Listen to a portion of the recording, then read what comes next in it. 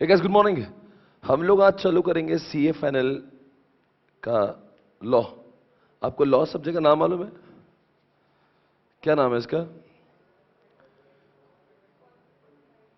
Corporate law and allied laws. अच्छी बात है, राइट। तो इसके the subject is divided into, ये पेपर नंबर जो भी है आपका, इसको लॉ बोला जाता है। और इसमें कितने बच्चे होते हैं? 2। इसका नाम है कॉर्पोरेट लॉ एंड दूसरा नाम है इसका अलाइड लॉ। ठीक है। अब सवाल उठता है कि what is the meaning of allied law. पहले हम लोग कुछ चालू करने से पहले we just have to understand कि इस सब्जेक्ट का नाम ऐसे क्यों दिया है। एक बार सब्जेक्ट के नाम को समझ लेते फिर आगे बढ़ेंगे। Okay fine. तो now we have to understand what is the meaning of this allied. देखो, कोई भी कंपनी चलाने के लिए we should know the law, right. तो वो लॉ को जानने के लिए ये तो सब कुछ है ही, ये तो समझना ही होगा। इसका नाम ही कंपनी लॉ, इसका नाम ही कॉर्पोरेट लॉ है, राइट। पर साथ साथ में ये समझने के साथ साथ में एक कंपनी चलाते समय और भी कुछ ऐसे लॉ है जो कॉर्पोरेट लॉ नहीं है, जो अलाइड, इसको भी समझना जरूरी होता है। ये तो समझना ही है, साथ में इनको भी समझना जरूरी होता है। जैसे कि कोई भी, I'll show you once.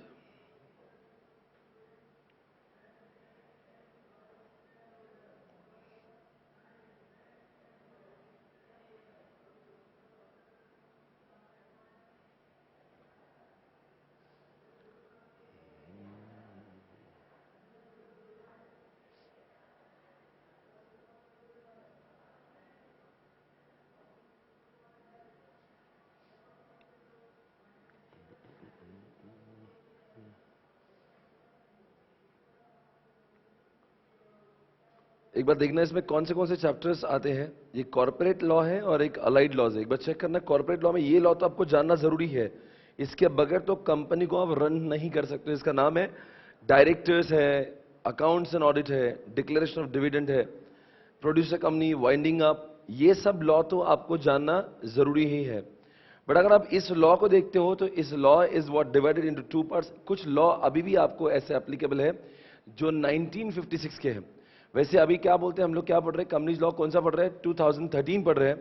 पर आपको यह पता होगा कि एनसीएलटी अब तक नहीं आया हुआ है, राइट। एनसीएलटी फॉर्म वहां पर पूरी तरह से एप्लीकेबल नहीं हुआ। इसके चक्कर में अभी भी हम लोग कुछ लॉ जो है वो ओल्ड कंपनीज एक्ट से पढ़ते हैं।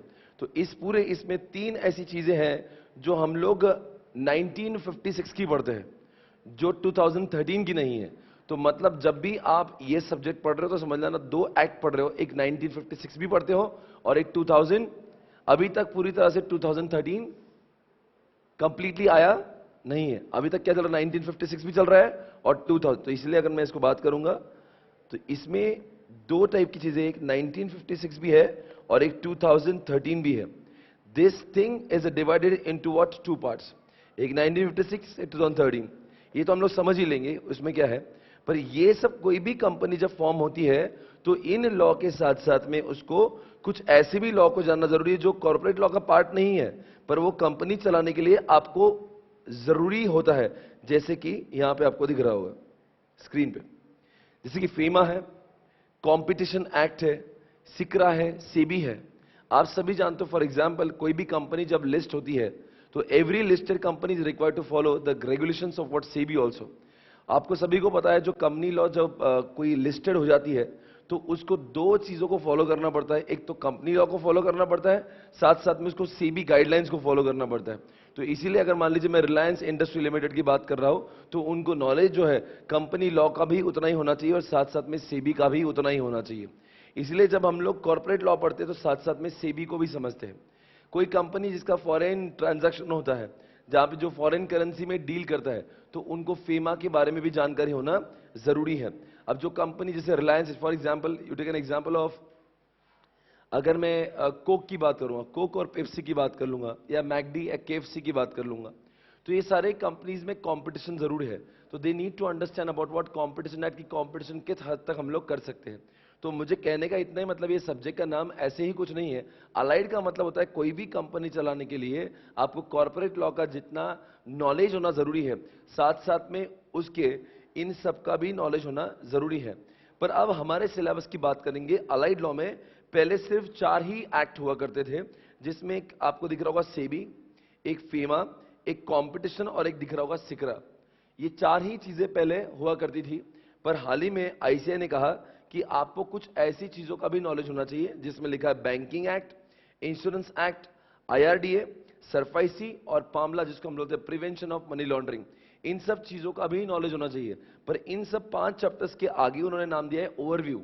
ओवरव्यू मतलब कि इनको हमारे सिलेबस में डिटेल्ड में कवर नहीं किया, थोड़ा हद तक किया है। चार्टर्ड अकाउंटेंट को थोड़ा बहुत नॉलेज होना चाहिए।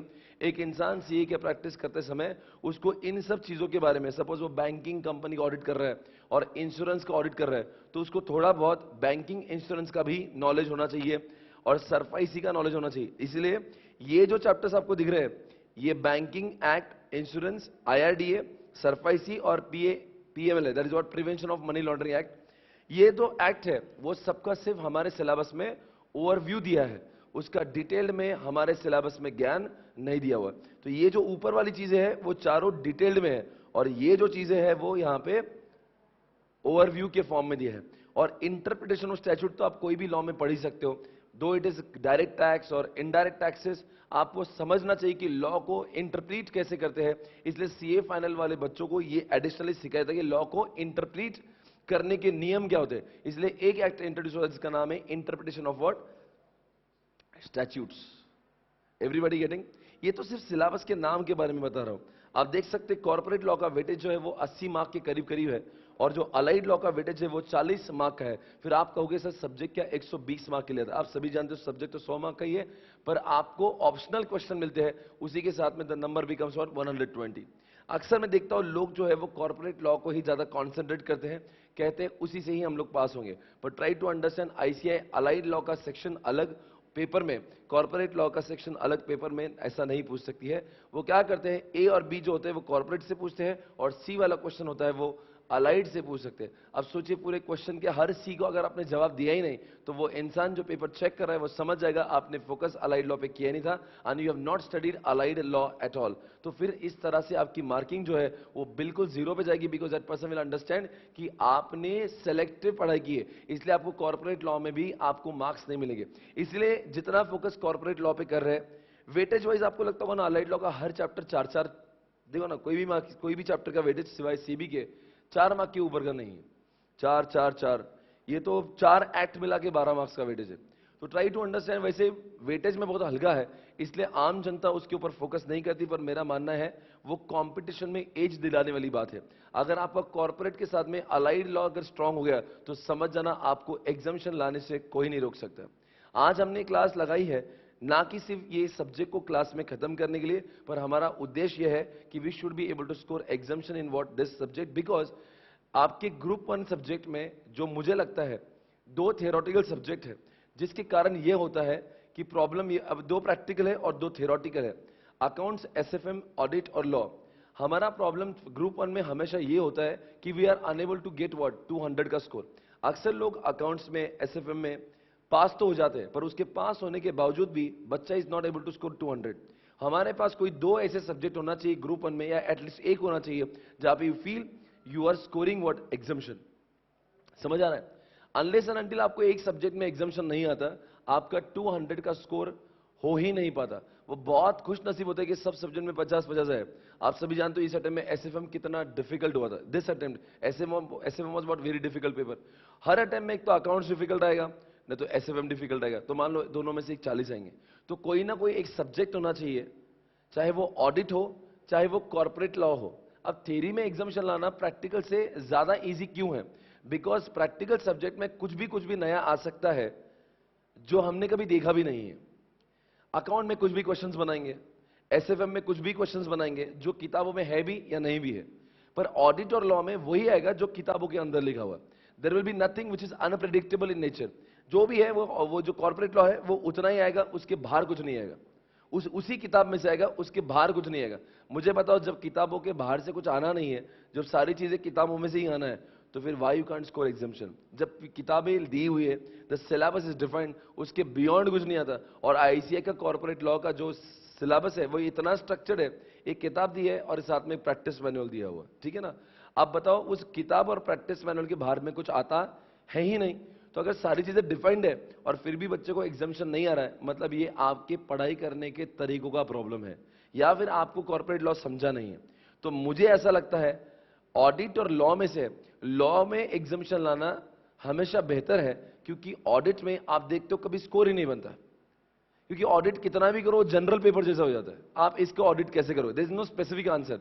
बट कॉर्पोरेट लॉ में यहां पे सिलेबस इतना स्ट्रक्चर्ड है, इतना उसका आंसर वो है, क्या बोलते हैं, डिफाइंड है, कि इसका आंसर स्पेसिफिक है। अगर ये ऐसा ऐसा है तो बताओ इसका आंसर क्या होगा। The answer is what defined. यहां पे कुछ ऐसा कुछ नहीं है कि आपको लिखना है। वो ऑडिट होता है ना, बताओ आप इस कंपनी का ऑडिट कैसे करोगे, तो ये बच्चा अलग आंसर लिख सकता है, वो बच्चा अलग आंसर लिखता है, everybody rights for different answer, इसलिए जनरल आंसर काउंट हो जाता है। बट कॉर्पोरेट लॉ में और अलाइड लॉ में the answer is so specific, अगर आपने उस स्पेसिफिक आंसर को लिख दिया तो आप आउट ऑफ स्कोर करते हो, राइट। तो इसीलिए ये सब्जेक्ट जब पढ़ रहे हो तो do not sit in the class so that you should score only 40-50। अगर 40-50 लाना ही है तो वापस से आपका वही हाल होगा, आप 200 नंबर को टारगेट नहीं कर पाओगे। तो इसीलिए मैं सोचता हूं कि पूरे चारों सब्जेक्ट में से अकाउंट एसएफएम में से अगर आपका कोई बहुत अच्छा सब्जेक्ट होगा वो, और ऑडिट लॉ में से हमने हमेशा सिलेक्ट करना चाहिए कि लॉ ऐसा सब्जेक्ट है जहां पे we can score what, exemption. Otherwise exemption नहीं करोगे तो हमारा ग्रुप पर निकलना बहुत मुश्किल है। तो आप इस क्लास में बैठ रहे हो, पहले दिन से बता रहा हूं कि आपने बैठना ये क्लास में, सब्जेक्ट को समझना तो है पर सारी चीजें क्लास में ही रिकॉल करना है, क्लास में ही रिवाइज करना है। मैं आपको किताबें बताऊंगा जिस तरह से मैंने डिफाइंड करी हुई है, ठीक है। अब जरा इसमें आगे बढ़ते हैं, ये सिलेबस के बारे में हम लोग पहले समझते हैं। चलो एक बात पढ़ेंगे, हम लोग कंपनी लॉ पढ़ रहे हैं या कंपनी एक्ट पढ़ रहे हैं।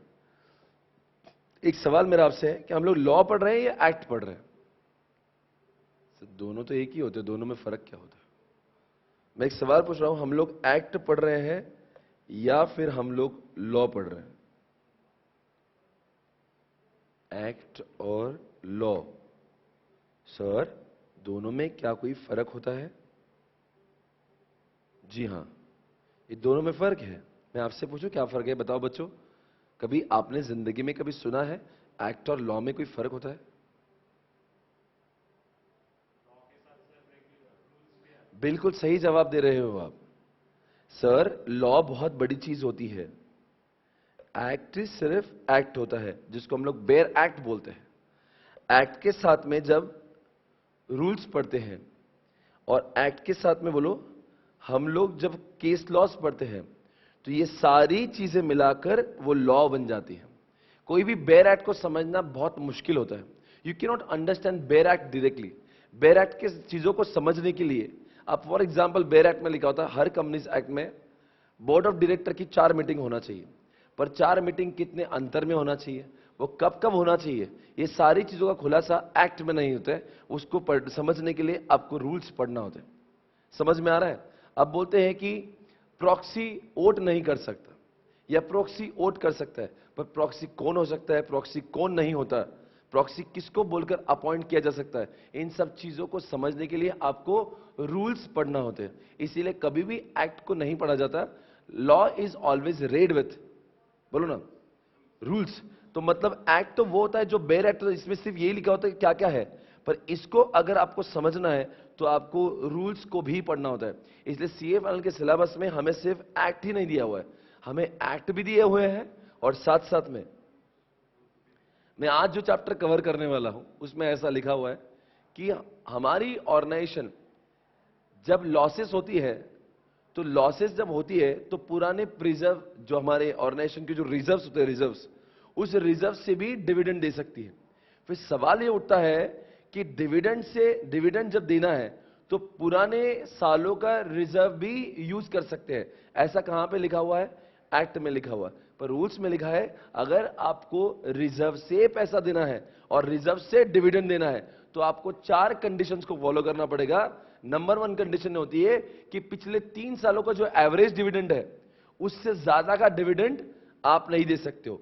नंबर 2 रूल दिया है 10% of paid up share capital plus free reserve से वो ज्यादा नहीं होना चाहिए। अब ये 2 रूल बताए और 2 रूल है, पर क्या हुआ, सिर्फ अगर मैं एक्ट ही पढ़ लेता तो एक्ट में क्या लिखा था, पुराने सालों के रिजर्व से आप डिविडेंड दे सकते हो, एक्ट ओवर, तो मेरा डिसीजन गलत हो जाता। तो मैं कितना भी डिविडेंड दे देता, पर जब मैं रूल पढ़ता हूं तो मुझे समझता है कि एग्जैक्टली बोलो ना कि मुझे किस सीमा तक मुझे डिविडेंड देना है। इसलिए एक्ट को अकेले में नहीं पढ़ा जाता, इसलिए सीए फाइनल के बच्चों को लॉ भी पढ़ाया जाता, लॉ पढ़ाया जाता मतलब एक्ट भी पढ़ाया जाता है और साथ साथ में रूल्स भी। मतलब आईसीआई की पूरे मॉड्यूल में आपको कुछ भाषाएं जो नजर आती है वो एक्ट की नजर आती है और कुछ शब्द आपको रूल्स के नजर आते हैं।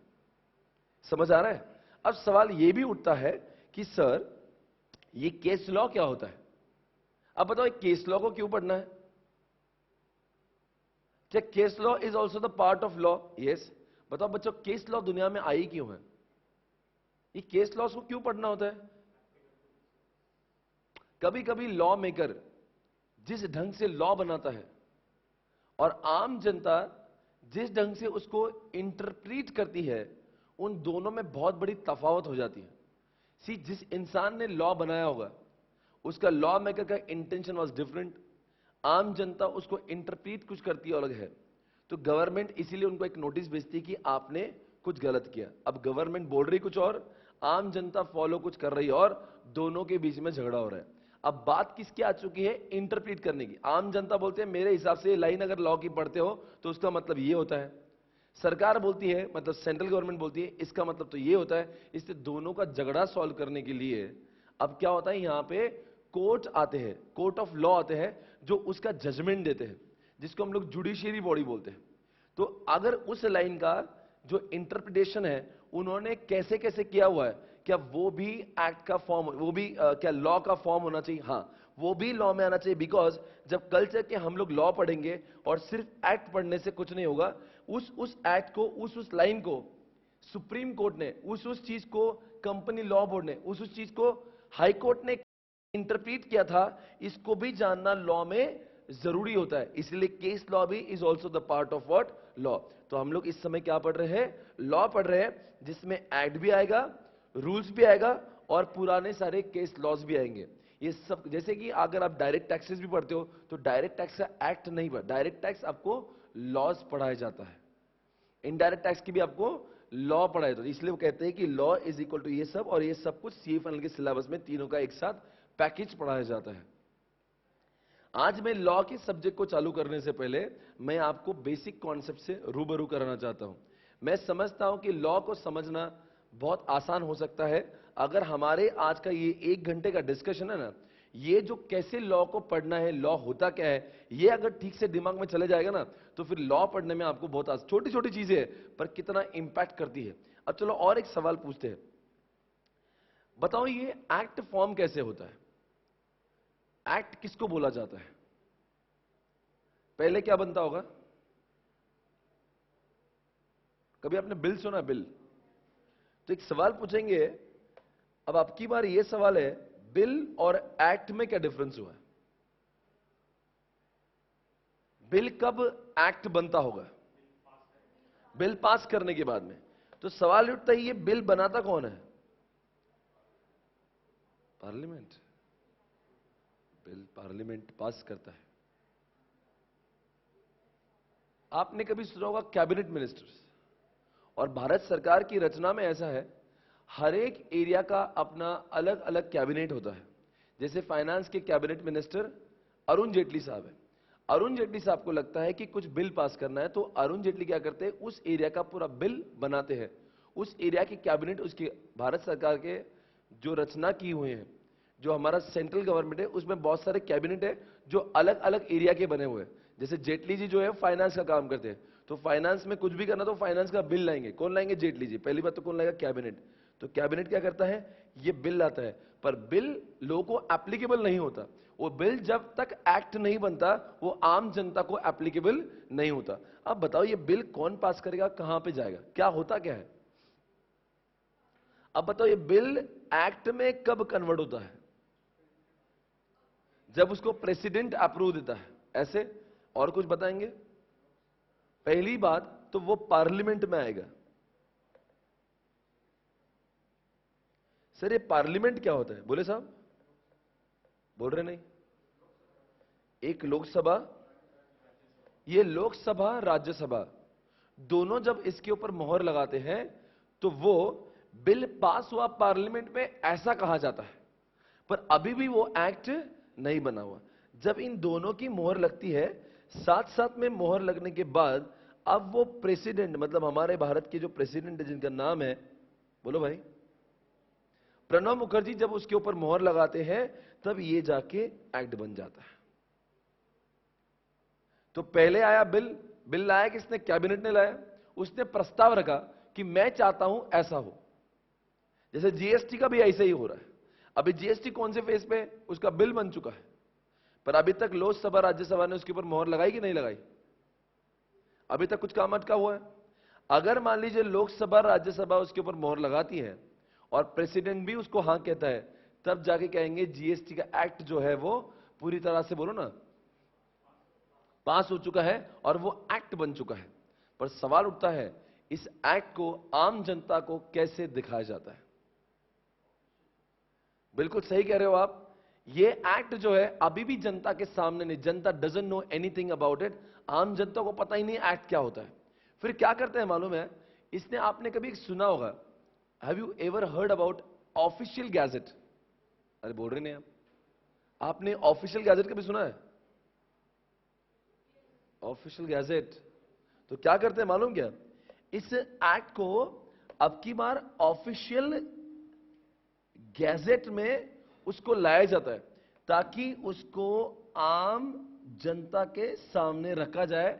जब तक वो ऑफिशियल गैजेट में नहीं आता, जब तक वो ऑफिशियल गैजेट में नहीं आता है, तब तक हम ये नहीं कह सकते कि वो एक्ट लागू हो चुका है। नहीं समझे आप?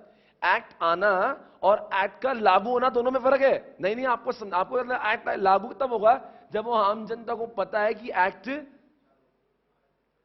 ट्राई टू अंडरस्टैंड, पूरा सीक्वेंस समझ के लेना। आज का लेक्चर जो है ना बेहद इंपॉर्टेंट है आपके लॉ के लिए, आपकी डीटी के लिए और आईडीटी के लिए। कोई भी लॉ पढ़ना जिंदगी में पहले इस बैकग्राउंड से पढ़ना, तो आपको सब कुछ समझ जाएगा वो ऐसा क्या होता है।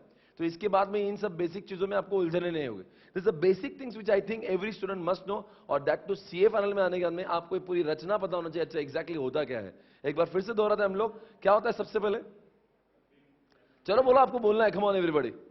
अरे बोलो यार, आप किस तरह से कर रहे हो? हाँ आ जाओ जल्दी से। नंबर 1, पहले तो कैबिनेट प्रस्ताव रखेंगे, उसको बिल कहा जाता है। नंबर 2, तो बिल आता है तो पार्लियामेंट में जब तक उसको सम्मति नहीं मिलती, बोलो ना, प्रेसिडेंट, पार्लियामेंट के बाद में प्रेसिडेंट की जब तक उसके ऊपर मोहर नहीं लगती, वो जो एक्ट है, बोलो ना,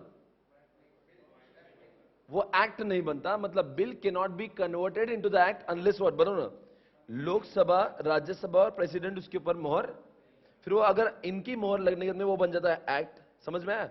और एक्ट आम जनता को कब समझेगा? जब उसको ऑफिशियल गैजेट में लाया जाएगा। समझ गए? अब मैं आपको दो चीजों के लिए बात पूछता हूं। मेरा एक सवाल है, लोकसभा में कौन से लोग होते हैं और राज्यसभा में कौन से लोग होते हैं? ये आपको लगता नहीं एक पार्लियामेंट है, राइट? चलो ये बात को आगे बढ़ेंगे, पर एक सवाल पूछ लेता हूं पहले। एक सवाल पूछता हूं, सेंट्रल गवर्नमेंट और पार्लियामेंट दोनों में फर्क क्या होता है?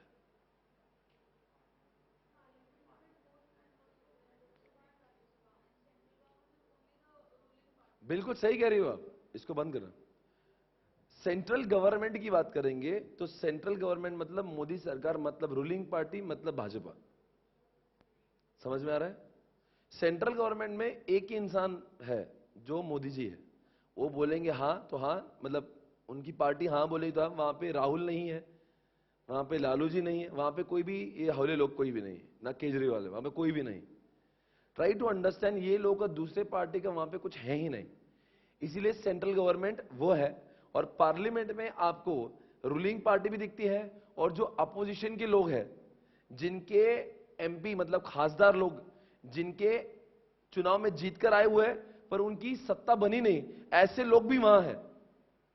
वो आपने दुनिया की पार्टी देखी, समता पार्टी, बीएसपी, वो क्या क्या जो दुनिया के लोग हैं ना, वो कौन से लोग हैं, वो मायावती एंड ऑल दैट, ये सारे लोग भी वहां पे हैं जो मोदी जी को काम करने देते नहीं है। अब बताओ कितनी बुरी बात है इंडिया में, जीएसटी के ऊपर जब डिस्कशन चलता है, मुझे खास अंदर की खबर थी कि जो इंसान जिसको जीएसटी के बारे में कुछ पता ही नहीं है, वो इंसान जीएसटी आना चाहिए या नहीं आना चाहिए ये डिसाइड करता है। मुझे बताओ, पूरे पार्लियामेंट के अंदर सिवाय 4 से 5 लोगों के किसी को भी कुछ पता नहीं है ये जीएसटी होता क्या है। समझ में आ रहा है मैं क्या बोल रहा हूं? ये भारत का सच है। वो जब जीएसटी आता है ना, सिर्फ 3-4 लोग बोलते हैं, पर होता क्या है, वोटिंग कैसे होती है, कांग्रेस उसको सपोर्ट करेंगी, बोलते कांग्रेस के सारे लोग उसके ऊपर मोहर लगाएंगे। बाकी कांग्रेस के एमपी को यह भी पता नहीं है वो जीएसटी से उनकी जिंदगी पे क्या फायदा होगा, क्या नुकसान होगा, भारत की जीडीपी का क्या बैंड बजेगा, कुछ पता नहीं है। सिर्फ अपोज करना है बोल तो करना है और सपोर्ट करना है बोल तो। बीजेपी के भी 90% को पता नहीं है कि आखिर जीएसटी है क्या। अब सवाल उठता है कि आपको समझ ही रहा होगा, पार्लियामेंट में कोई बिल का पास होना यह एक चैलेंजिंग जॉब है, बिकॉज अपोजिशन की पार्टी उसका काम होने नहीं देगी। कहते समझ में आ रहा है क्या? अब सवाल उठता है कि दुनिया में 2 चीजें हैं। अब एक बात समझ लेना, एक बात कंक्लूड कर देंगे। पार्लियामेंट के अंदर बीजेपी भी है, दूसरे लोग भी है, पर अभी मुद्दा क्या उठा है, सेंट्रल गवर्नमेंट और पार्लियामेंट एक जैसे है क्या? बिल्कुल नहीं। सेंट्रल गवर्नमेंट मतलब कौन? ये बीजेपी है, मतलब अभी का रूलिंग पार्टी है। और यहां पे पार्लियामेंट में बोलो ना, रूलिंग पार्टी भी आती है और अपोजिशन वाले लोग भी आते हैं, मतलब आपको कांग्रेस भी दिखेगा। अब सवाल उठता है, एक्ट एक्ट एक्ट और रूल, इन दोनों में क्या फर्क होता है?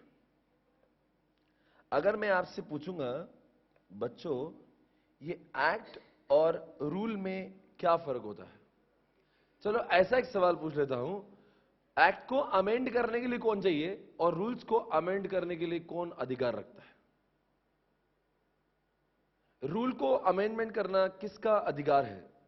कहते हैं ऐसा भी 2013 के एक्ट में रूल्स ज्यादा है,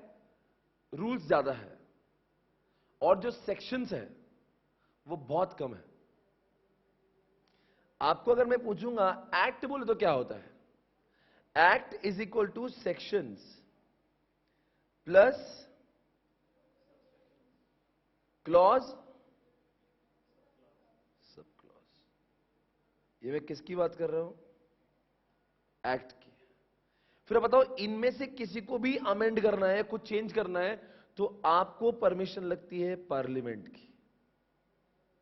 पर सबसे बड़ा खुलासा इस वक्त आज तक पर, रूल को अगर अमेंड करना है तो आपको सिर्फ सेंट्रल गवर्नमेंट की परमिशन लगती है, मतलब रूलिंग पार्टी, मतलब बीजेपी। तो इसीलिए तो नए कंपनीज एक्ट में आप समझ रहे होंगे रूल ज्यादा क्यों है, क्योंकि बाकी लोग काम नहीं करने देते। इसलिए अगर रूलिंग पार्टी को लगता है कि इसमें अमेंडमेंट लाना है, तो अब दूसरे पार्टी का हाँ जी करने की जरूरत नहीं है। अब राहुल के और किसी भी लालू जैसे पार्टी के सपोर्ट की जरूरत नहीं है if you want to amend rules. समझ आ रहा है मैं क्या बोल रहा हूं? तो अगर रूल को अमेंड करना है तो आपको सिर्फ बीजेपी अर्थात रूलिंग पार्टी की जरूरत है, और इन चारों में से कुछ भी करना है तो अब की बार बोलो ना, आपको पार्लियामेंट अर्थात लोकसभा और राज्यसभा दोनों की भी जरूरत है। मतलब कहां पे किसका पास होना डिफिकल्ट होता होगा हमेशा? एक्ट का। मतलब एक्ट के अंदर में कुछ भी चेंजेस करना वुड बी इजी और would be difficult? Would be difficult. और रूल्स के अंदर चेंजेस करना वुड बी इजी। तो ये सब हो गया है यहां पे clear, right? Everybody got it? आपको समझ आ रहा है क्या? देखो ये जो है ना, जो हम लोग पढ़ रहे हैं, ये सब वो चीजें हैं जो आपको कोई भी लॉ पढ़ने में, it is, I am not right now talking only about corporate law, okay? ये जो सिस्टम है ये भारत सरकार का बनाया हुआ सिस्टम है, विच इज एप्लीकेबल फॉर, बोलो ना किसके लिए? किसके लिए? ये चाहे आप डीटी पढ़ो चाहे ID, it is applicable for all the acts, all the laws. चलो इसके बाद में आज एक और एक सवाल पूछेंगे आपसे, बोलो जल्दी से, सवाल पूछो और एक जवाब देंगे पक्का? ये बेसिक सारी चीजें क्लियर है? जितनी चीजें एक बार रिकॉल करा दूं मैं, एक बार शुरुआत से कर लेते, 5 मिनट में सब हो जाएगा। बताओ सबसे पहले दुनिया में बिल आता है, बिल को एक्ट कब बनाया जाता है? जब पार्लियामेंट में लोकसभा राज्यसभा की मोहर लगने के बाद उसको प्रेसिडेंट हाँ बोलता है, तब जाके वो बिल एक्ट में कन्वर्ट होता है। पर एक्ट आम जनता को कब मिलेगा? जब वो ऑफिशियल गैजेट में आता है। ऑफिशियल गैजेट में जब तक नहीं आता, बोलो ना, तब तक वो लागू, मतलब इंप्लीमेंटेशन में, मतलब वो अमल में नहीं आता। ये बात भी क्लियर है। अब सवाल उठता है कि ये रूलिंग पार्टी वो होती है जो सेंट्रल गवर्नमेंट में होती है। पार्लियामेंट में कौन से लोग होते हैं? मतलब पार्लियामेंट और सेंट्रल गवर्नमेंट में फर्क है। पार्लियामेंट में हमारे लोग भी होते हैं जो रूलिंग करते हैं, और अपोजिशन की भी होते हैं, और सेंट्रल गवर्नमेंट में वही लोग होते हैं जो हम जिनको रूलिंग पार्टी मानते हैं, मतलब इस समय का बीजेपी सरकार। अगला सवाल है, रूल को चेंज करना आसान है या एक्ट को चेंज करना आसान है? रूल को चेंज करना आसान है, इसलिए नए कंपनीज एक्ट में रूल्स ज्यादा है और सेक्शन बहुत कम है। Act is equal to what? Section, sub section, clause, sub clause. और अब एक सवाल है, बताओ हम लोग एक्ट पढ़ रहे हैं या लॉ पढ़ रहे हैं? हम पढ़ रहे हैं law. Law is equal to बच्चों एक्ट प्लस रूल्स और प्लस केस लॉज। ये जब सारी तीनों चीजें साथ में हम लोग पढ़ते हैं तो उसका नाम लॉ हो जाता है। सीए फाइनल में बच्चा कभी भी कोई टैक्स का हो या कोई भी, हम लोग कंपनी की बात कर रहे हैं, हम कभी भी एक्ट नहीं पढ़ते, हम लोग लॉ पढ़ते हैं। इसलिए पूरी किताब में कहीं आपको सेक्शन नंबर नजर आते हैं, तो कहीं रूल नजर आते हैं, तो कहीं पुराने केस लॉज का। जब आईडीटी पढ़ते हो तो केस लॉ के रेफरेंस भी आपको बुक्स में और किताबों में नजर आते होंगे, राइट? बिकॉज हम लोग क्या पढ़ते हैं? हम लोग पढ़ते हैं law.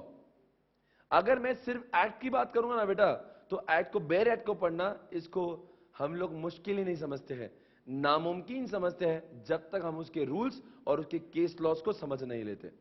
Do you understand everybody? आइए हम लोग आगे बढ़ेंगे इस पॉइंट के साथ में।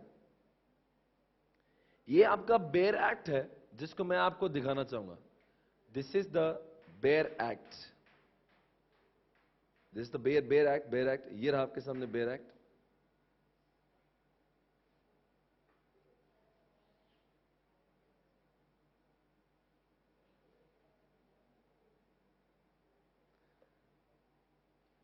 ये क्या लिखा है वैसे?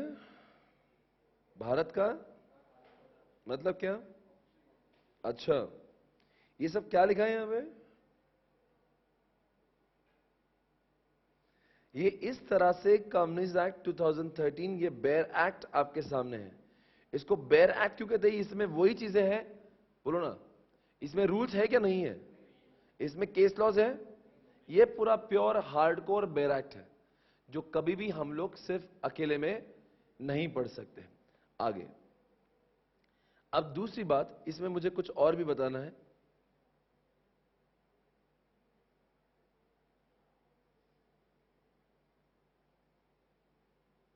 कभी आपने ये सुना है, ये क्या होता है? संविधान। मतलब क्या? मतलब क्या? हाँ, नहीं मतलब कॉन्स्टिट्यूशन तो है ही, इसकी जरूरत पड़ती है लॉ पढ़ते समय? मतलब कब?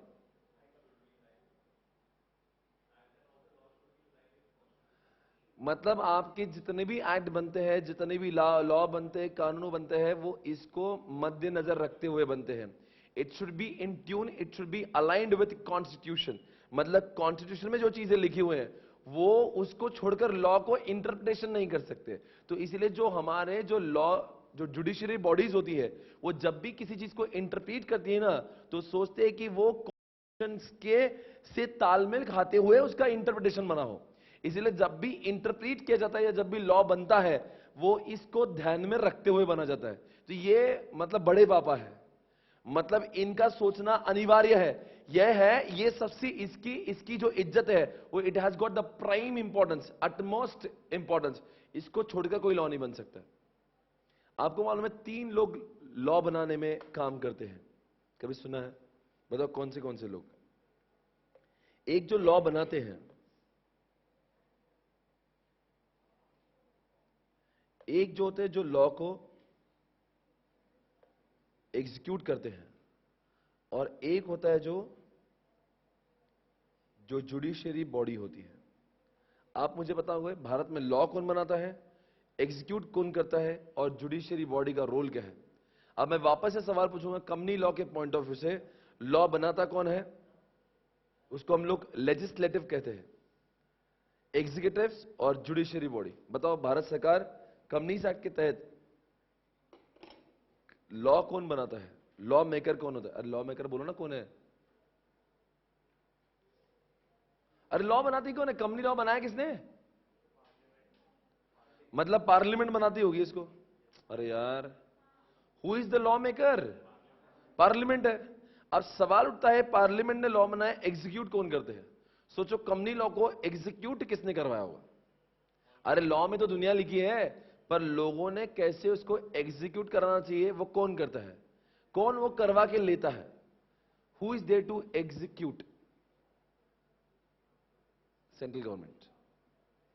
आर यू अंडरस्टैंडिंग मैं क्या बोल रहा हूं? पहले तो लॉ किसने लाया? पार्लियामेंट लाया। पर लॉ को एग्जीक्यूट कौन करता है? रूलिंग पार्टी करवा के लेती है, राइट? मैं आपसे और एक सवाल पूछता हूं, आपने कभी एमसीए और आरओसी के बारे में सुना होगा?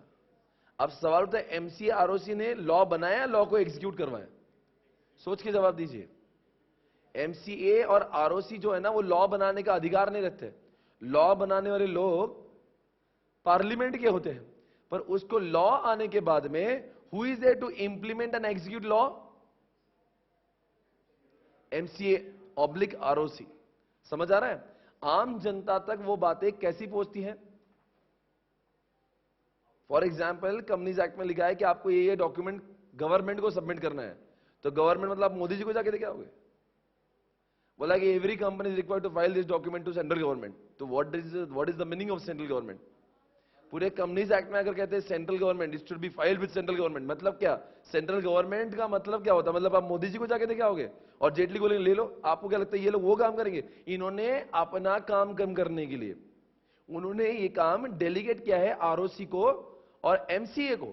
फिर सवाल उठता है, आरओसी में और एमसीए में फर्क क्या है? ये क्या चक्कर है? आरओसी का लॉन्ग फॉर्म भी जानते हो? अच्छा, क्या बात है, बहुत अच्छी बात है। यहां पे आए सारे जवान और जवानियों, जवाब दो, आरओसी का मतलब क्या है? Registrar of. फिर सवाल उठता है, आरओसी एक ये आर्टिफिशियल है या ये इंसान है? सोच के जवाब देना। आरओसी और एमसीए की मैं बात कर रहा हूं, ये लोग एग्जीक्यूट करवाते हैं, ये पार्लियामेंट है, और एग्जीक्यूट कराने के लिए सेंट्रल गवर्नमेंट ने इन दोनों को अपॉइंट किया हुआ है। अब बताओ, ये आरओसी और एमसीए दोनों में फर्क क्या है? चलो आरओसी की बात कर लेते हैं। Registrar of companies. When you से रजिस्ट्रार, बोल बेटा, आदमी है। कई लोगों को लगता है मैं आरओसी के पास, उनको लगता है बिल्डिंग का नाम आरओसी है। नाम क्या लिखा है? रजिस्ट्रार। वो एक इंसान है, आरओसी एक इंसान है, पर कई लोगों को लगता है पूरी बिल्डिंग को मिला के आरओसी कहते हैं। मतलब it is not an artificial person, it is very much human being. वो आदमी है, रजिस्ट्रार है। बताओ भारत में कितने आरओसीज है? हे भगवान, कैसे कैसे सवाल आज आप ही के दिन पूछ रहे हो। बताओ, आज ये सवाल पूछना जरूरी है, बिकॉज हम लोग आज के सेकेंड पार्ट से पूरे लॉ को समझने लगेंगे।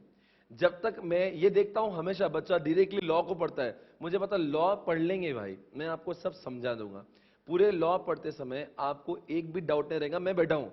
पर पहले शुरुआत इससे करने दो, आगे भागने की जरूरत नहीं है। ये एक बार क्लियर कर लो, बहुत आगे जाएंगे। आरओसी बताओ। आरओसी का आदमी है, पूरे स्टेट में, भारत के हर कोई, every state has got one ROC except two states, एक तमिलनाडु, एक महाराष्ट्र। वहां पे दो दो आरओसी है। जैसे महाराष्ट्र में आरओसी मुंबई में भी है और पुणे में है, और तमिलनाडु में भी दो आरओसी है। मतलब भारत में इतने आरओसी है।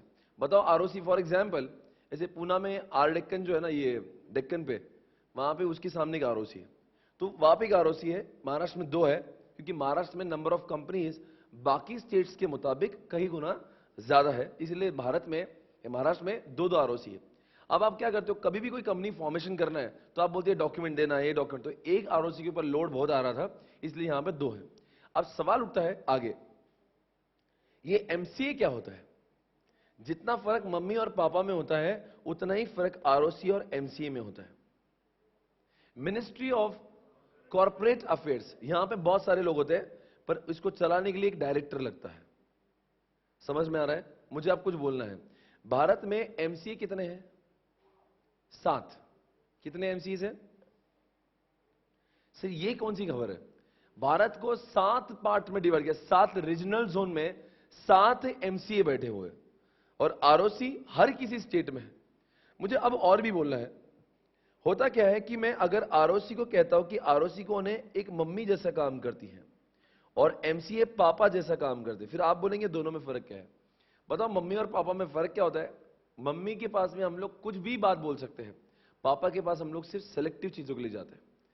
अब suppose you are getting bored, तब पापा को बोलेंगे पापा मैं बोर हो रहा हूं, तो आप बोलेंगे मैं क्या करूं? और यही बात मम्मी को लेंगे तो मम्मी आप बोलेंगे बोर हो रहा है, चल एक घूम कर आते हैं, टाइम पास करते हैं। मम्मी से you can share every damn thing, पर पापा के पास में तभी जाते हो, फॉर एग्जाम्पल आपको कार लेना है, तब जाके एमसीए। समझ में आ रहा है?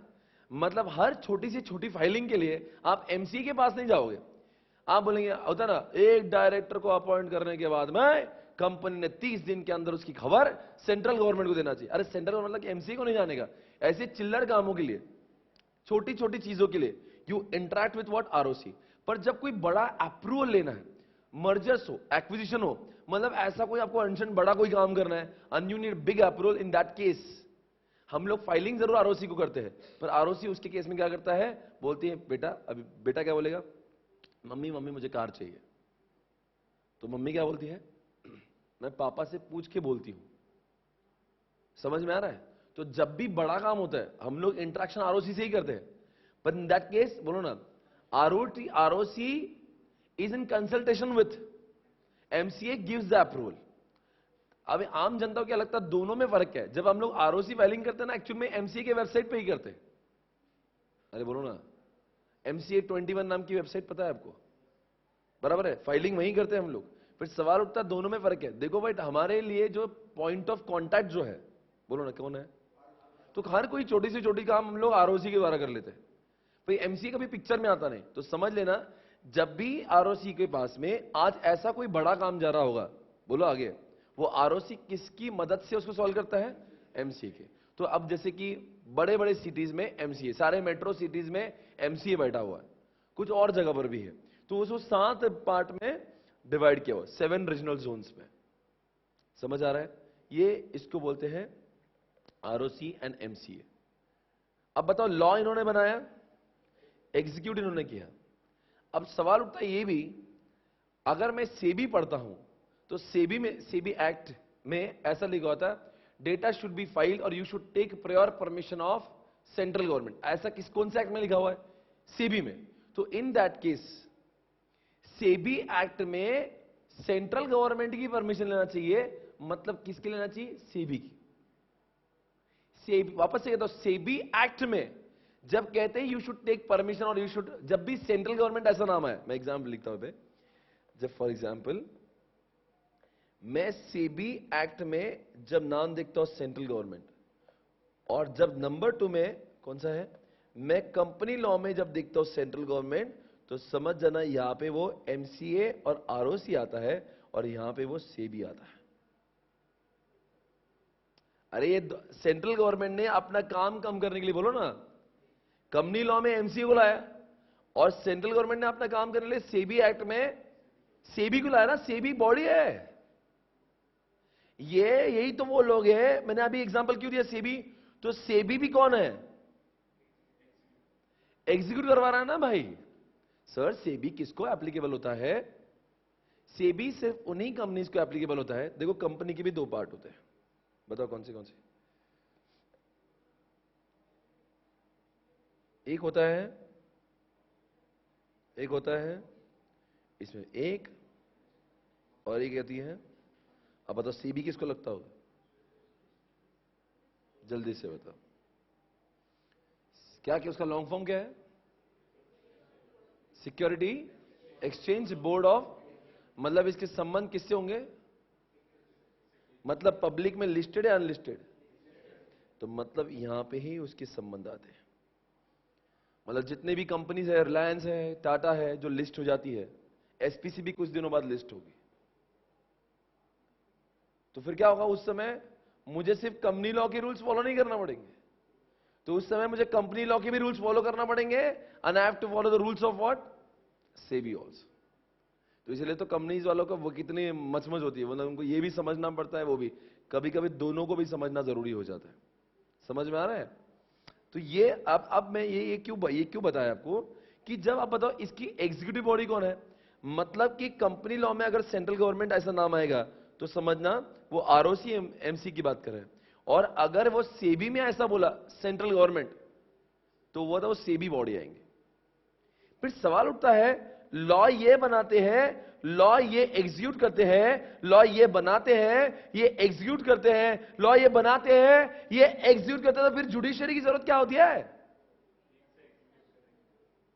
कभी कभी लॉ मेकर लिखता कुछ और एग्जीक्यूट होता कुछ ढंग से, और मतलब law maker was having what? Different intention, और एग्जीक्यूटर ने उसको कुछ अलग ही तरीके से इंप्लीमेंट कर दिया। फिर उसमें होता क्या है कि आम जनता बोलती है नहीं नहीं ये तो हमें लगता है ये तो ऐसा है, आम जनता बोली नहीं नहीं हमको ये लाइन पढ़ के ऐसा लगता है, आरओसी बोलती है नहीं नहीं ऐसा है। फिर अब सवाल उठता है इन दोनों का झगड़ा सॉल्व करेगा तो सॉल्व आपस में होगा नहीं, इसीलिए जुडिशियरी बॉडी आती है।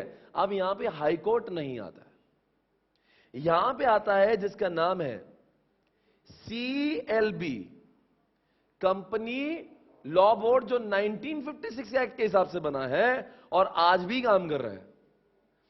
यह था 1956 के एक्ट के तहत, पर 2013 के एक्ट के अमेंडमेंट के बाद में अब CLB खत्म होकर अब एक नया चीज आया जिसका नाम है NCLT, national company law tribunal. कैसा है? Try to understand.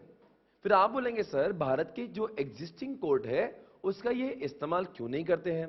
क्योंकि भारत के एग्जिस्टिंग कोर्ट में इतनी मचमच ऑलरेडी हो चुकी है, इतनी ओवरबर्डन है, तो कंपनीज एक्ट के जो किस्से हैं, जैसे सत्यम का कोई मामला है या जो सहारा का मामला है, जो बड़े बड़े कांड हो रहे हैं, अगर आप ये नॉर्मल जुडिशरी सिस्टम में डाल दोगे तो न जाने फैसला राजू के मरने के बाद में आएगा।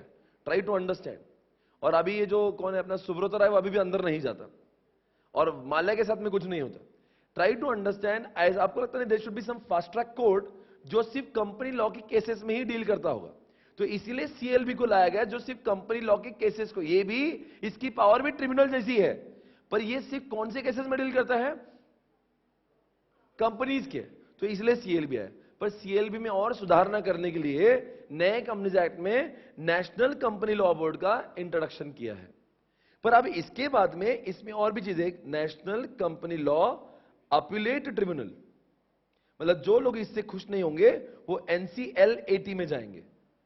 ये दोनों भी चीजें अभी भी अस्तित्व में आना पूरी तरह से बाकी है।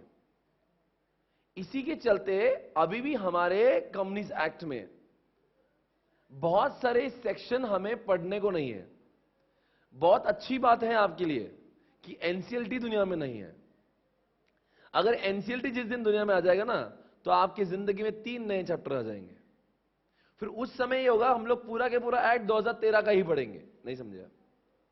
आज हम लोग 50-50% पढ़ रहे हैं, कुछ 1956 का पढ़ रहे हैं और कुछ 2013। इकलौती वजह है कि NCLT फॉर्म नहीं हुआ है। जिस दिन NCLT पूरा फॉर्म हो जाएगा ना, ये एक्ट जो हम लोग पढ़ रहे हैं, बोलो जल्दी से, वो पूरा का पूरा 2013 वाला ही पढ़ेंगे। मैंने शुरुआत में कहा था हम 3 एक्ट आज भी 1956 की पढ़ेंगे, भले ही 2013 आया हुआ है, क्योंकि दुनिया में NCLT नहीं आया। NCLT पूरी तरह से जिस दिन फॉर्म हो जाएगा तो समझ जाना CA फाइनल के बच्चों को बहुत सारा अमेंडमेंट करना पड़ेगा। तो आप फिर उस केस में 1956 के 3 एक्ट को पढ़ना छोड़कर पूरा के पूरा 2013 पढ़ने लगोगे। Now this is the reason due to which we are still reading। मतलब किसने बोला ना भाई क्यों ऐसे, क्या मस्ती है? मस्ती कुछ नहीं है, लॉ बन चुका है। पर लॉ के जो एग्जीक्यूट के जो लॉ के जो मतलब के उसकी जो जुडिशरी बॉडी है, अगर उसकी ही स्थापना अगर नहीं हुई है, उसका एस्टैब्लिशमेंट नहीं हुआ है, तो फिर लॉ को बनाएंगे कैसे? तो ये आएगा तो कहानी कुछ और हो जाएगी। तो इसलिए I would like to request, please clear your CA in this attempt और नेक्स्ट अटेम्प्ट। उसके बाद में NCLT जब आएगा तो फिर आपके जिंदगी में बहुत सारे अमेंडमेंट्स आएंगे, फिर वो सारे जो एक्ट पढ़े थे 2-3 आपने, उसको हटाकर आपको नए नए सेक्शंस पढ़ना पड़ेंगे। समझ आया आपको? Everybody got it? Okay fine. हमारे सिलेबस में कब तक का सिलेबस हम लोग कवर करते हैं आप सभी को पता होगा। अगर मई 2017 का अटेम्प्ट है हमारा, तो हम लोग तब तक की चीजों को सही मानते हैं या एप्लीकेबल मानते हैं जो 30 अक्टूबर तक होगी। मतलब कि एग्जामिनेशन से ठीक 6 महीने तक की सारी चीजें जो दुनिया में आई है वो हमारे एग्जामिनेशन में एप्लीकेबल मानी जाती है। तो इसीलिए अक्टूबर के बाद में जितनी भी चीजें आ रही हैं, बोलो आगे, वो आएगी जरूर, पर वो हमारे नजर में अभी भी एप्लीकेबल नहीं होती। अब होता कैसे है मैं आपको समझाता हूं। एप्लीकेबल क्या होगा क्या नहीं होगा इसका फैसला आईसीआई आरटीपी में करवा के देती है। आईसीआई के मॉड्यूल जो होते हैं वो हमेशा अपडेट करना आसान नहीं है, इसलिए आईसीआई क्या करता है, उसका खुलासा एग्जामिनेशन से 2 महीने पहले जो आरटीपी निकलता है उसमें करता है कि अब की बार के जो सिलेबस है, जो मॉड्यूल में दिया है वो तो है ही, या उसमें से कुछ हटा दिया, साथ साथ में ये भी है, ये भी आपको पढ़ना है, उसका खुलासा आपको आरटीपी में होता है। अंडरस्टैंडिंग में क्या बोल रहा हूं, समझ आ रहा है? तो इसीलिए आरटीपी को जब आएगा उस समय कोई आरटीपी पढ़े ना पढ़े, कंपनी लॉ का आरटीपी थोड़ा बहुत जरूरी हो जाता है। मतलब क्योंकि हमारा पॉइंट ऑफ कांटेक्ट कौन सा हो गया, आईसीआई के लोगों को फोन करेंगे, उनको कुछ समझ में आता है नहीं, कोई भी जवाब देने वाला एक डॉक्यूमेंट है through which you can understand कि मुझे मेरे एग्जामिनेशन में, अगर आपको इंश्योर करना है ना भाई कि जो मैंने पढ़ा है, जो हमने क्लास में पढ़ा है, बोलो ना आगे, और जो एग्जामिनेशन में पूछेंगे उसके व्यतिरिक्त, उसके मतलब जो मैंने क्लास में पढ़ा है उसके अलावा कुछ और है जो एग्जामिनेशन में पूछेंगे, उसको समझने का सिर्फ एक ही जरिया है, दैट इज आरटीपी। उसके अलावा आपको ऑप्शन आंसर किससे पूछना भी नहीं, that document is the final document. पर मैं जितना समझ रहा हूं, ये जो मैं लेक्चर शूट कर रहा हूं, ये मई 17 के लिए पूरी तरह से वो सारे सेक्शन जो मई 17 में लगने वाले हैं मैं पूरे क्लास में कवर करवाऊंगा, ठीक है ना। उसके बाद में जो एडिशनल आएंगे वो अमेंडमेंट करूंगा और उसको मैं यूट्यूब पे डालता हूं, राइट, ताकि आपको छोटी चीज के लिए उस 2-4, एक्चुअली अमेंडमेंट जब होता है, ट्राई टू अंडरस्टैंड इतना अमेंडमेंट इन दिनों में क्यों हो रहा है, मैं आपको वो भी समझाता हूं। देखो एक्ट कब आया,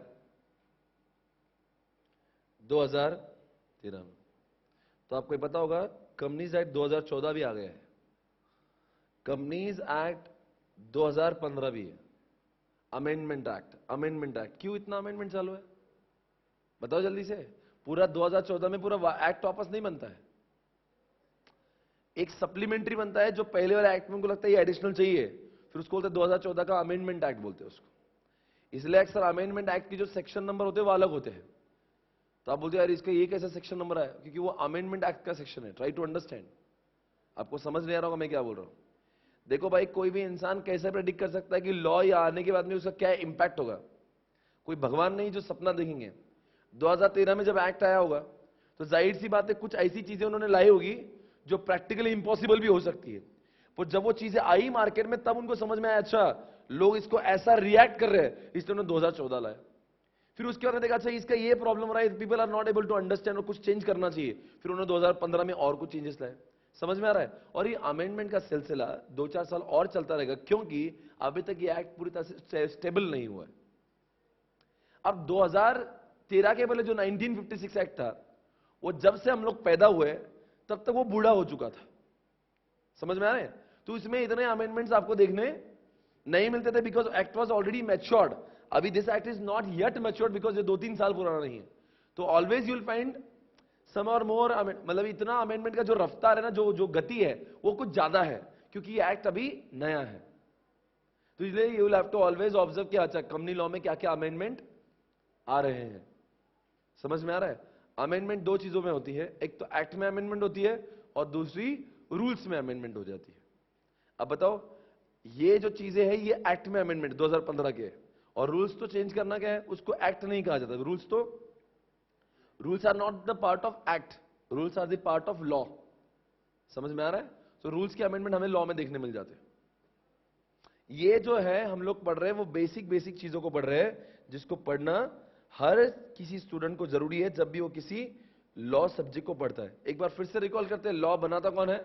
लॉ मेकर बनाता है।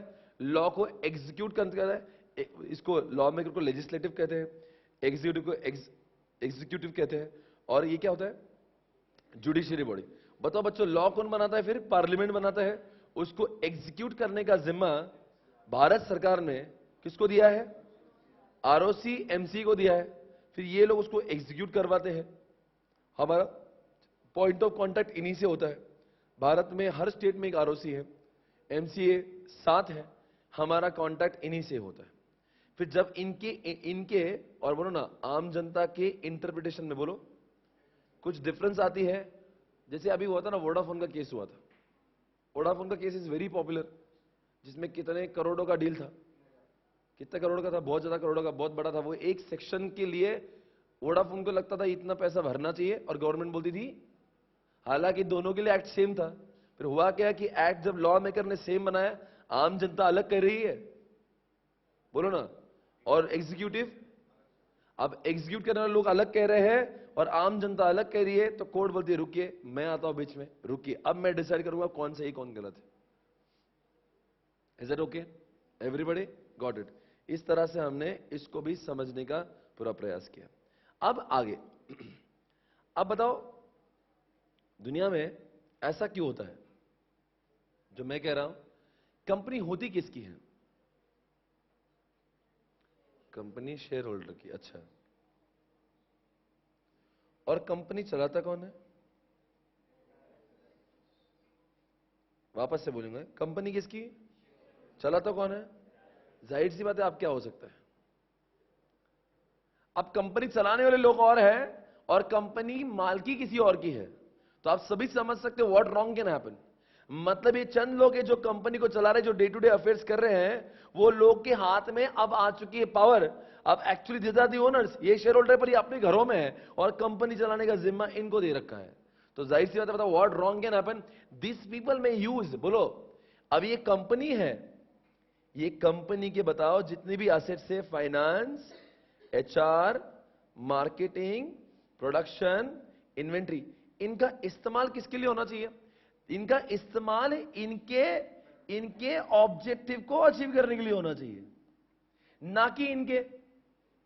वापस है, see company belongs to shareholder. Company के all the assets are should be used to achieve the objective of. Then क्या होता है प्रैक्टिकल जीवन में? ऐसा नहीं होता। ये लोग क्या करते हैं, इन एसेट का इस्तेमाल अपने खुद के फायदे के लिए करते हैं। आर यू अंडरस्टैंडिंग मैं क्या बोल रहा हूं? समझ में आ रहा है? आप बताओ ऐसे केस में क्या होना चाहिए? Don't you think companies act में ऐसे रूल्स होना चाहिए, ऐसे रेगुलेशंस होना चाहिए, ऐसा कानून होना चाहिए ताकि इनके ऊपर इस तरह का कंट्रोल हो। अगर किसी भी डायरेक्टर ने अगर कंपनी के एसेट्स अपने स्वयं के फायदे के लिए यूज किए, तो अब की बार कंपनीज एक्ट 2013 में इस तरह से बजाया है जितना 1956 ने नहीं बजाया। आपको मालूम है 1956 के बाद में इतना अर्जेंट में 2013 में क्यों अचानक से कंपनीज एक्ट को लाने की जरूरत पड़ी? द एक्सक्लूसिव रीजन वॉज रामलिंगराजु, सत्यम का केस। जिस केस को देख के ऐसा लगता है, ध्यान से देखिए, मैं आपको कुछ और जगह पे ले जाना चाहता हूं। ये वही इंसान है, ध्यान से देखिए इसकी आंखों में, ये वही दरिंदा है जिन्होंने कई लोगों को सुसाइड करने पे मजबूर किया। शक्ल से इंसान इतना सीधा लगता है, बल्कि भोला भी लगता है, पर यही वो इंसान है जिसकी आंखों में सिर्फ खून है, जनता का खून। ट्राई टू अंडरस्टैंड, इस इंसान ने क्या किया, लोगों को इस कदर मारा है। क्या हुआ था? Satyam company was very well known company, it was an IT company, बहुत नाम था। इतना नाम था इस कंपनी का, पूरा साउथ इंडिया और स्पेशली तेलुगु और आंध्रा के जो लोग हैं, they used to faith this company like anything. There was a blind faith, because ये कंपनी ने क्या किया था, इतना काम किया लोगों के लिए। मतलब दे यूज्ड टू उन्होंने they used to help farmers for irrigation और रोड्स बनाना, ये करना। तो सारी आंध्रा की जनता को लगता था क्या भगवान जैसी कंपनी है, जो गवर्नमेंट नहीं करती, ये कंपनी हमें मदद कर रही है। तो किसी को शेयर्स के बारे में कुछ पता है नहीं पता है, वो हर कोई जनता जो साउथ इंडिया का, you had invested so much in किसमें? सत्यम में। और सत्यम के इस इंसान ने, ये इंसान जो था ना, 2002 से लेकर 2008 तक आईटी सेक्टर में बहुत बूम हुआ था, स्पेशली आफ्टर 2002। तो क्या हुआ था, कंपनी का प्रॉफिट बहुत बढ़ने लगा और ये क्या करने लगा, बहुत डिविडेंड देने लगा। तो इसीलिए लोगों का जो जो इसके ऊपर का विश्वास है वो और बढ़ने लगा कि क्या कंपनी है, क्या डिविडेंड मिल रहा है। तो इसको भी ऐसा ही लगता था कि हमने डिविडेंड इतना ही देना चाहिए, बिकॉज इसको मालूम था डिविडेंड जितना ज्यादा दूंगा शेयर्स के भाव उतने बढ़ेंगे। इसका खुद का होल्डिंग भी कंपनी में था, तो वो खुद भी चाहता था कि भाव बढ़े। अचानक से जब 2008 में यूएसए में रिसेशन आता है, तो it was having very negative impact on the entire IT sector of India, because whole IT sector of India gets lot of assignments only from what, USA. अब जब वो लोगों के पास ही रिसेशन है, वो क्यों सॉफ्टवेयर बनाएंगे और क्यों आईटी की कंपनीज इंडिया में रन करेगी। इनका सारा काम बंद होने लगा, भारत में रिसेशन आने लगा। राजू को देखा नहीं गया, राजू ने बैलेंस शीट के साथ में खेला, प्रॉफिट नहीं हुआ, आर्टिफिशियल प्रॉफिट जनरेट किया, सेल्स को एक्सेस बताया, खर्चों को कम दिखाया और कंपनी का जीपी जो है, ग्रॉस प्रॉफिट जो है, उसको आर्टिफिशियली बढ़ाने की पूरी कोशिश करेंगे। और अब बता, डिविडेंड किसके ऊपर डिपेंडेंट होता है, ग्रॉस प्रॉफिट के ऊपर। अब इस इंसान ने फिर भी मुसीबत के हालात में भी उतना ही डिविडेंड दिया जैसे कि कंपनी को कुछ हुआ नहीं। सारी दुनिया में आईटी कंपनी बर्बाद हो रही थी, फिर भी सत्यम के शेयर होल्डर को उससे ज्यादा डिविडेंड मिल रहा था। लोगों का भरोसा कंपनी में और ज्यादा बढ़ने लगा। एक समय आया, आप सोचिए, जब आर्टिफिशियल सेल बताओगे तो बैलेंस शीट में कौन सी चीजें का आपको अभाव दिखेगा। जैसे कि मैंने सेल किया तो ऑब्वियसली मेरे पास कैश आएगा, तो कैश का पंपिंग कर रहे हो आप, बट एक्चुअल में कैश आपके पास में, अरे सिर्फ सेल बढ़ा रहे हो, सेल की चिट्ठियां बांट रहे हो, इतना सेल हुआ उतना सेल हुआ, सेल बढ़ रहा है मतलब आप cash account debit to sales, cash account debit to sales चालू है। अब कैश बढ़ रहा है, बैंक बढ़ रहा है, बल्कि कैश है नहीं, बैंक एक्चुअल में है नहीं। इससे डेफिशिएंसी को फुलफिल करने के लिए जितने लोग सीए फाइनल का अकाउंट की क्लास कर चुके हो समझ रहे होंगे बैलेंस शीट पे क्या इंपैक्ट हो रहा होगा। बैंक कैश दिख रहा है पर वो है नहीं, फिर लोग बोलते थे इतनी बैंक में इतनी कैश पड़ी है, तो why are we not utilising. भाई इसको यूटिलाइज करो, घर में पड़े पड़े क्या होगा, बैंक में एफडी करने से क्या होगा। एक काम करते हैं, इसको लेट्स यूटिलाइज। पर यूटिलाइज तो तब करेंगे जब पैसा एक्चुअल में, अपने गलती को और अपने फ्रॉड को रोकने के लिए इस इंसान ने क्या किया। इसकी कंपनी थी जिसका नाम है, उसके बेटे की, जिसका नाम है माइटस, जो सत्यम के नाम का उल्टा होता है। तो उसने सोचा ये एक इंफ्रास्ट्रक्चर की कंपनी है जिसको हम लोग एक्वायर करते हैं, समझ में आ रहा है। और जो कंपनी का जो था, फॉर एग्जाम्पल 100 रुपए की कंपनी है माइटस, उसको हम लोग 1000 रुपए की दिखाएंगे। बताओ इसके बताने से क्या होगा, उसका जो परचेस कंसिडरेशन जो है वो जरूरत से ज्यादा दिखाएंगे। तो इसका मतलब क्या हो जाएगा, असेट साइड में देंगे 100 रुपए, मतलब कैश कम होगा 100 रुपए सिर्फ, और कितना मतलब एसेट के साथ में क्या दिखेगा, वो आपका जो कंपनी माइटस नाम का जो एसेट आ जाएगा उसको दे रहे 100 रुपए पर दिखेगा कितना, 1000। तो इसका मतलब जो कैश का जो सेटलमेंट है वो इसमें एडजस्ट हो जाएगा। आपको समझ रहा होगा मैं अकाउंट की टर्म्स में क्या बोलना चाहता हूं। तो ये उसका फ्रॉड था। पर जनरल मीटिंग में जब तक बड़े बड़े काम स्पेशल रिजोल्यूशन नहीं आता तब तक वो फाइनल, उसको स्पेशल रिजोल्यूशन नहीं मिला। ये जो उसका सपना था, जो उसका फ्रॉड का जो कांड था, उसको लगा था मैं ऐसे छुपा दूंगा, वो बात को छुपी नहीं। लोगों ने कहा जब हमारे कंपनी में आईटी में इतना बूम है, बेवकूफ हो गया तुम इंफ्रास्ट्रक्चर में पैसे डाल रहे हो, and why should we invest in what infrastructure, जब हमारा आईटी में करो। अरे पैसा होगा तो करेगा ना। तो ये उसका सपना कैंसिल हुआ है। उसको पता चल गया कि ये बलून जो है अब फूट चुका है, अब उसका भांडा फूट चुका है। अब क्या होगा इस केस में, Raju himself went to the police station, he himself committed कि मैंने ये कांड किया हुआ है। और इसका पुलिस स्टेशन में जाने से पहले इस इंसान ने उसके पास रखे हुए सारे शेयर्स को बेच दिया। तब रेट थे 560 रुपीज के आसपास के।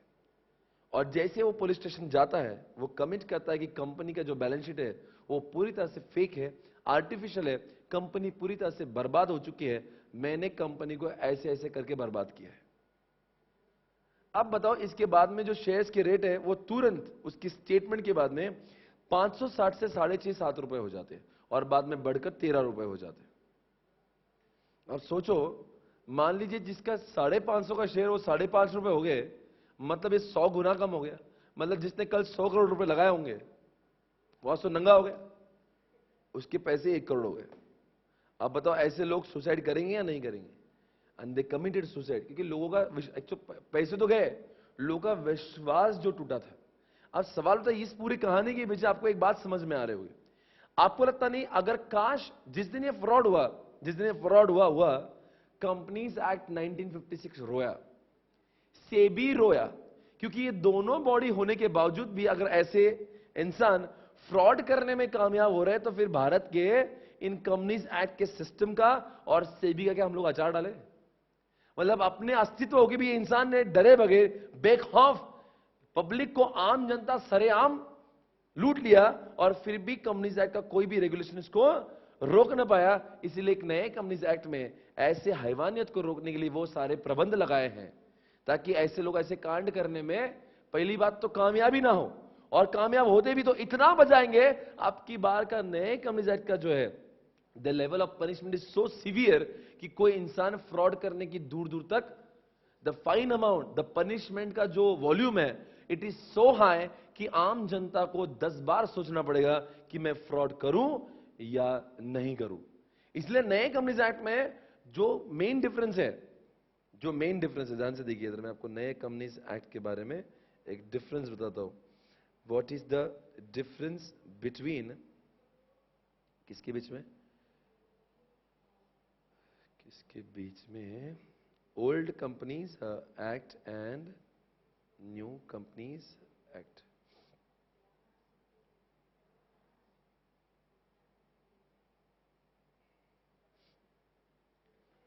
ध्यान से देखना इधर क्या लिखा, क्या लिखा है,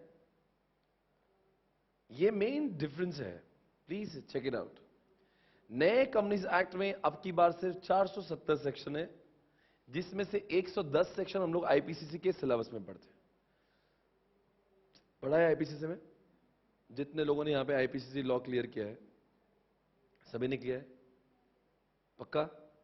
वहां पे मीटिंग्स पढ़ा था, याद है? मीटिंग्स, रिजोल्यूशन, ऐसा कुछ पढ़ा होगा आपने। वो सारा बेसिक लेवल का law we are done with 110 sections in what IPCC law.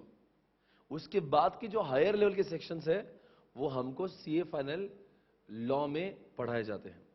अब ये 470 में से 110 तो उधर गए, अब बचे बाकी सारे सेक्शन हम लोग यहां पे पढ़ते हैं सीए फाइनल में, जिसमें से बहुत सारे सेक्शन अब तक भी नोटिफाई नहीं हुए। समझ में आ रहा है? और यहां पे दिख रहा होगा 1956 में फ्यू रूल्स है, सेक्शंस ज्यादा थे, यहां पे पूरी तरह से उल्टा है, रूल्स ज्यादा है और सेक्शन कम है ताकि उसको अमेंडमेंट करने में आसानी हो सके। और यहां पे फॉर्म नंबर्स बहुत ज्यादा है। फॉर्म नंबर्स क्या है? जैसे कि DIR1, आपने कभी सुना होगा ऐसे? क्या सुना? आजकल फॉर्म को बहुत, हर चीज के लिए प्री डिफाइंड फॉर्म है। पहले क्या था, आरओसी को फाइलिंग करना है, अपने अपने फॉर्मेट में फाइलिंग करो। अब आरओसी बोलता है ये डॉक्यूमेंटेशन को ठीक करना है तो हमारे एक स्पेसिफिक फॉर्मेट है, अगर ये चीज रिजोल्यूशन देना है इस फॉर्मेट में जाना चाहिए, डायरेक्टर को कुछ सबमिट करना है इसी फॉर्मेट में जाना चाहिए, अकाउंट्स अगर सबमिट करना है वो इसी फॉर्मेट में ही आना चाहिए ताकि उनको डॉक्यूमेंटेशन करने में आसानी। इसलिए यहाँ पे लिखा लॉट ऑफ फॉर्म नंबर्स, यहाँ पे लिखा few form numbers. Are you understanding? Total कितने सेक्शन अब तक नोटिफाई हुए बोल रहे हैं? 282 सेक्शन नोटिफाई हो चुके हैं अब तक। कितने में से? 470 से। मतलब आप समझ रहे हो अगर साल 2 साल अगर आप रुक जाओगे तो आपको और भी बहुत सेक्शन सीखने मिलेंगे। तो मेरा सजेशन है आपसे आराम आराम से क्लियर हो ताकि आपको पूरा नॉलेज मिले। इनसफिशिएंट नॉलेज से क्या होगा? You should get enough knowledge. तो 470 सेक्शन सीखने मिलेंगे। ऐसा मैं जस्ट जोकिंग ढोक लो, आपको तो पूरा ही अभी के अभी खत्म करना है, वरना आपकी जिंदगी में अमेंडमेंट की बौछार होगी, फिर से एक बार लॉ की क्लास करना पड़ेगी। So I make sure that you are getting through in what this attempt only to avoid amendments. Okay fine. मैंने आपको ये कहानी है जिसका नाम है, कौन सा है, ओरिजिनल रामलिंग राजू HTML।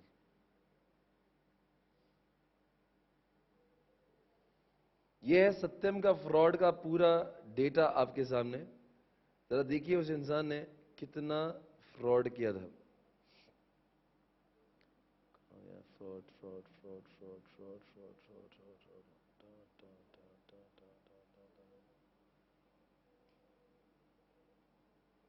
ये पूरा उसके फ्रॉड के ऊपर बना हुआ डॉक्यूमेंट है कि उसने कैसे कैसे कैसे कैसे फ्रॉड किया था। उसने पूरा के पूरा ये पूरा केस जो है उसने खुद प्रिपेयर करके दिया था कि मैंने इस ढंग से सारे लोगों की वाट लगाई है। उसने यहां तक कि सब बताया था कि कितना उसने कितना कैश में एडजस्टमेंट किया था और ऑल दैट। उसने एक वो लाइन लिखी है, बताता हूं मैं।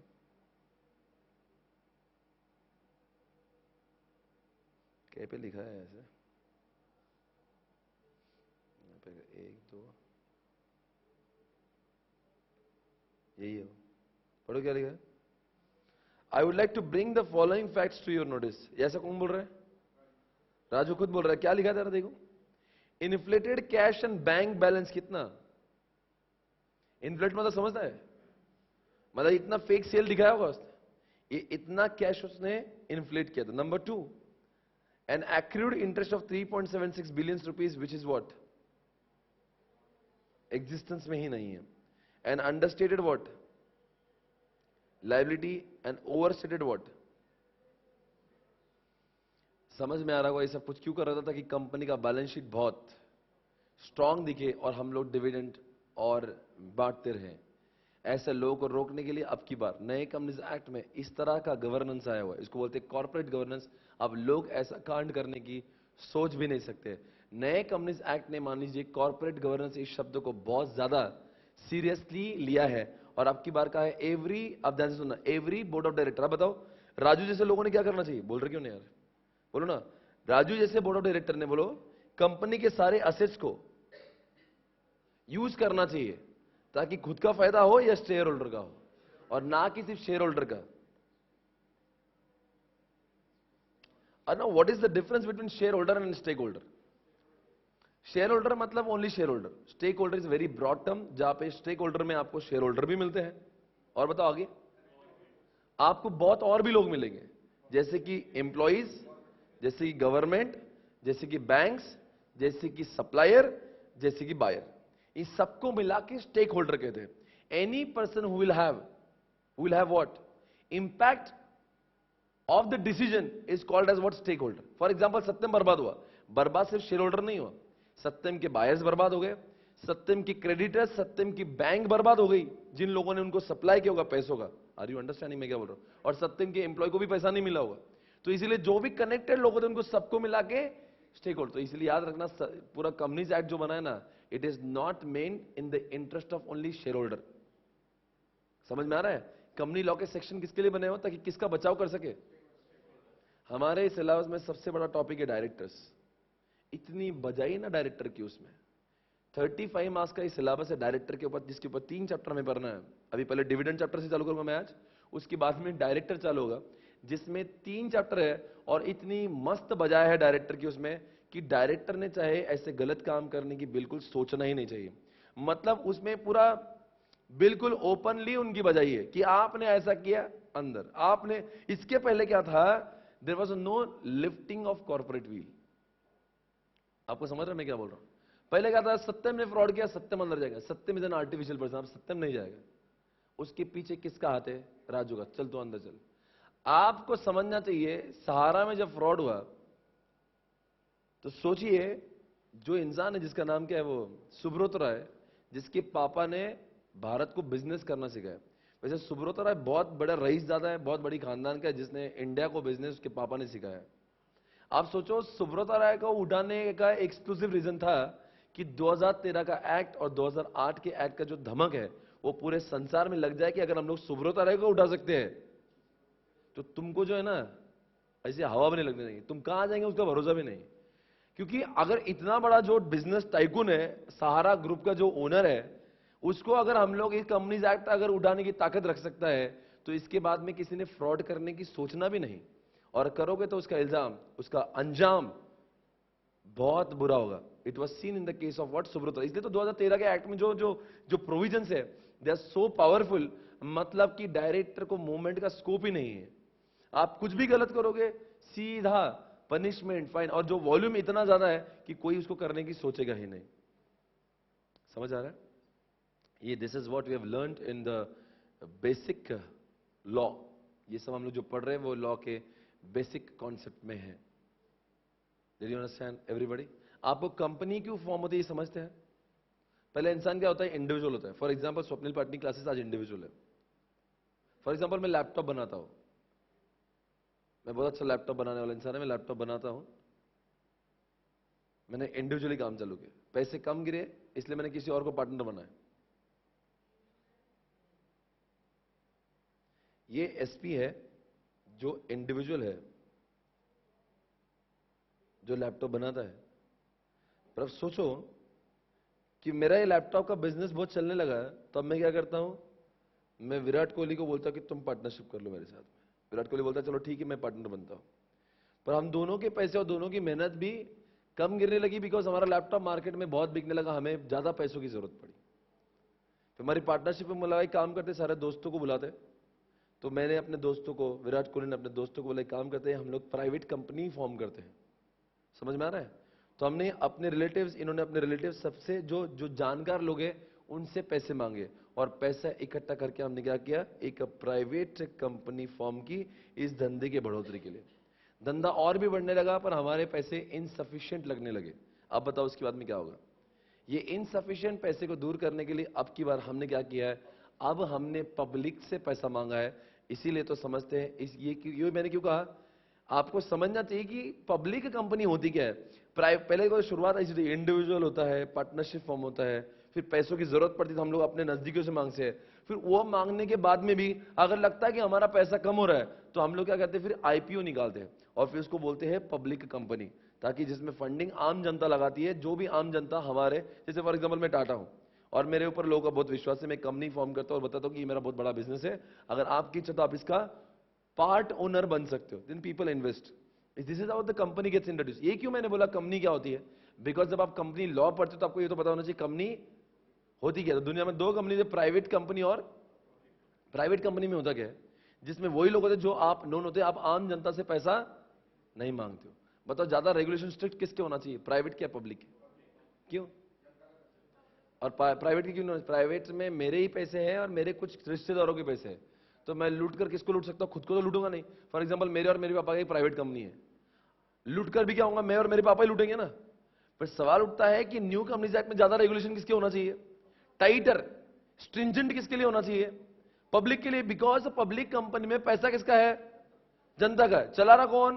कुछ चंद लोग चला रहे। इसलिए कंपनीज एक्ट में जो जो स्ट्रिक्ट कानून बने हैं वो पब्लिक कंपनी के पॉइंट ऑफ व्यू से बने।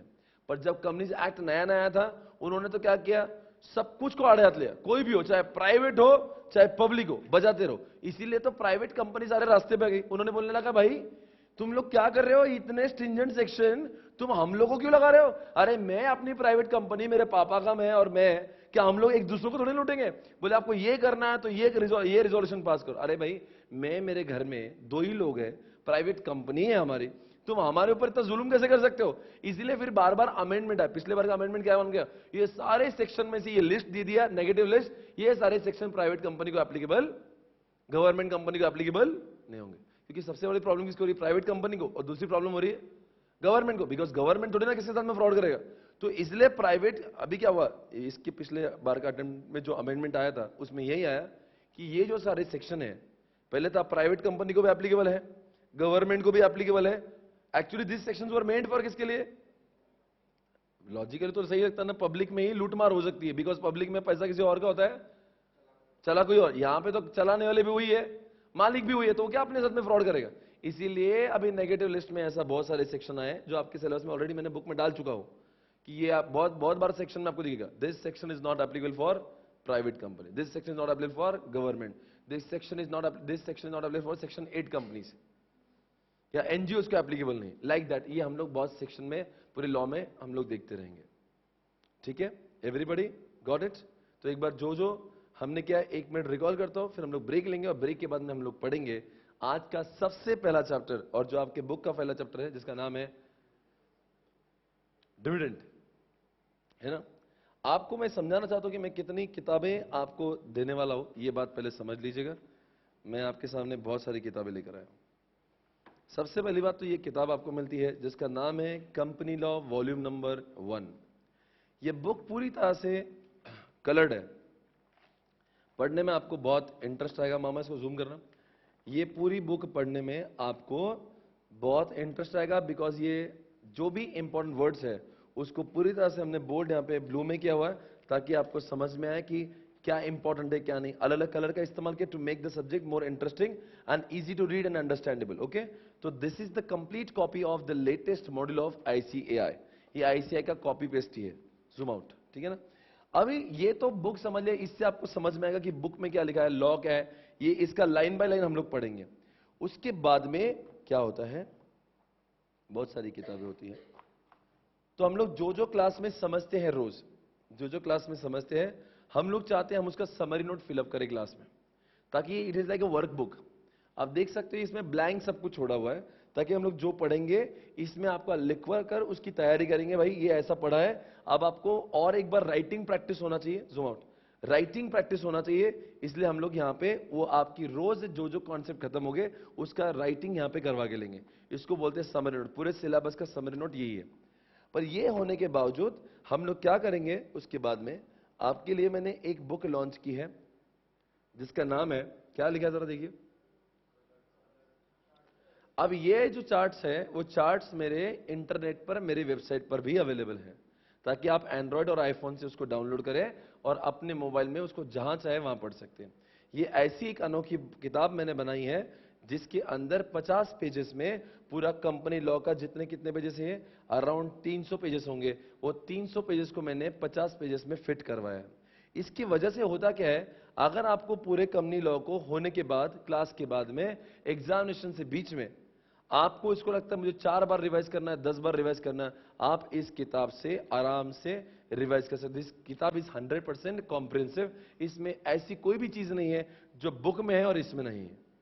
You can rely this. ये किताब, ये बुक को मैंने अभी हाल ही में वायरल किया था, मैंने नेट पे डाला था, इसके मोर देन 5000 डाउनलोड है इसके, इतने लोगों ने इसको इस्तेमाल किया हुआ है। और सबसे अच्छी बात मैंने क्या करी है आपके लिए, ये किताब को लेकर इंटरनेट पर मेरे नाम का एक रिवीजन लेक्चर डाला है। कितने घंटों का, 10 घंटों का। 10 घंटों का रिवीजन लेक्चर है, तो बच्चों को क्या करना है, मेरी क्लास होने के बाद ये लेना है और वो वीडियो सुनना है। तो आप इस लॉ को 4 बार, 5 बार, 10 बार, जितने बार मन चाहे आप उतने बार उसको रिवाइज कर सकते हो। ये वीडियो मैंने 1 महीने पहले रिकॉर्ड करके डाला था, उसके अब तक 50,000 व्यूज है। मतलब मैंने जानबूझकर उसको एग्जामिनेशन के पहले डाला था, ताकि भारत में जो बच्चा मुझसे पढ़ा है या नहीं पढ़ा है, सारे बच्चों को समझना चाहिए कि लॉ कितना आसान है। कुछ नहीं करना था, मालूम है बहुत सारे लोगों ने मेरी क्लासेस भी नहीं की है, they have just completed only the revision lecture और ये पार्ट किया, और इसकी भी लिंक मैंने उस वीडियो के नीचे दे रखा था। And lot of people got benefited. Paper होने के बाद में जो फीडबैक है मैं आपको बताऊंगा। This lecture is amazing. और वो लेक्चर और कब समझेगा, जब आपकी क्लास हो गई, तो आप मेरे पढ़ाने से एकदम इन ट्यून हो, तो जब आप उसका रिवीजन लेक्चर देखो तो आपको लगता ओ माय गॉड। क्योंकि अगर मैं ही आपके सामने हूं और मैं बोल रहा हूं और आपके सामने ये है, तो आपको तो मेरी बातों मैं कैसे रिवाइज करता हूं ये सबको मालूम ही है। तो it will be so easy for you all to recall this subject many times. समझ में आ रहा है? तो इस तरह से अब बताओ, पास और फेल में इंसान के बीच में क्या डिफरेंस होता है, एक ही होता है, जो रिवीजन होती है। तो जितने बार रिवाइज करोगे आप, उतना आपका ज्यादा स्कोर बनेगा। इसीलिए रिवीजन करने के लिए मैंने इस बुक को बनाया है, ताकि entire syllabus is covered only in what 50 pages, right.